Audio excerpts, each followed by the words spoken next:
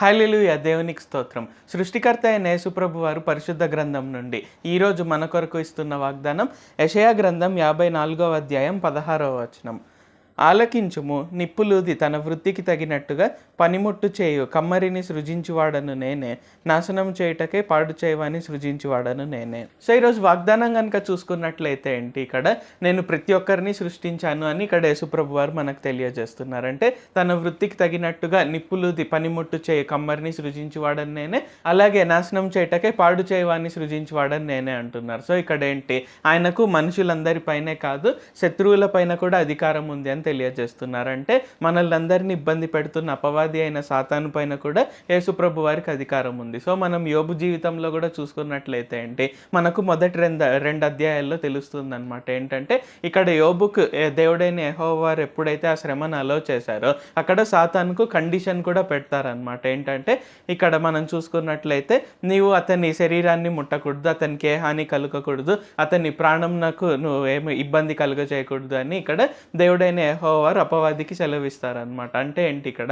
అపవాది అయిన సాతాను యోబుని ఎంత కావాలంటే ఇబ్బంది పెట్టవచ్చు, బట్ స్టిల్ ఇక్కడ ఏంటంటే ప్రాణం మాత్రం తీయకూడదు అనమాట. సో అలాగే ఏంటి మన జీవితాల్లో కూడా సో ప్రతి ఒక్క సిచ్యువేషన్, అంటే అది మంచి కావచ్చు చెడు కావచ్చు ఏదైనా సరే ప్రతి ఒక్కటి ఆయన ఎంతవరకు అయితే అనుమతిస్తారో అంతవరకు జరుగుతుంది. సో ఈరోజు మనలో అనేక మందికి చాలా రకమైన సమస్యలు ఉండవచ్చు, అయితే ఆ సమస్యలు కూడా ఇంతవరకే ఉండాలి, సో అది ఈరోజు ఎండ్ అయిపోవాలి, అండ్ అది ఎంతవరకు ఎంత ఉధృతితో రావాలి, ఎంత ఎక్స్ట్రీమిటీలో రావాలనేది కూడా యేసుప్రభు వారు మనకు అలో చేసినంత వరకే, అనుమతించినంత వరకే అది వస్తుంది తప్ప అంతకు మించి ఎక్కువ అంతకు మించి తక్కువ ఏమాత్రం రాదు. కాబట్టి ఈరోజు మీరు వింటున్నట్లయితే ఏంటంటే ప్రతి ఒక్క దానిపైన యేసుప్రభు వారికి కంట్రోల్ అనేది ఉంది, ఆయన ఆధీనంలో ఉంది అనేది గుర్తుంచుకొని మనం ఎటువంటి భయం లేకుండా ఆయనకు ప్రార్థన చేస్తూ ఆయన పైన ఆధారపడుతూ మనం ముందుకు సాగుదాం. ఆయనకు కృతజ్ఞతాపూర్వకంగా, ఆయన పట్ల కృతజ్ఞతాపూర్వకంగా ఉంటూ మనం అందరం ముందుకు సాగుదాం. ప్రార్థించుకుందాం.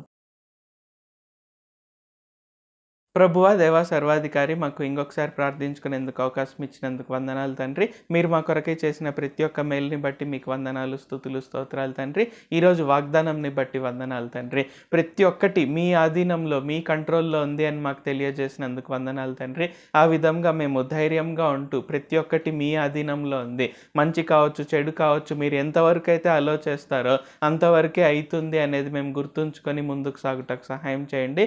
మీరు మమ్మల్ని ప్రేమిస్తూ కాబట్టి ఏ సమస్య కూడా మమ్మల్ని అంతం చేయదు అనే ధైర్యంతో ఈరోజు మమ్మల్ని నింపినందుకు వందనాలు తండ్రి. కావున ఈ ప్రార్థనలు ఎవరెవరైతే పాల్గొంటున్నారో వారు మీ ప్రేమను రుచి చూచుటకు, ఆ విధంగా ప్రతి ఒక్క సమస్య నుండి వారు విడుదల పొందుటకు సహాయం చేయండి. నజరేయుడైన సర్వశక్తిగల యేసుక్రీస్తు నామంలో ప్రార్థిస్తున్నాం తండ్రి. ఆమేన్. Thank you Jesus. దేవుడు మిమ్మల్ని ఆశీర్వదించును గాక.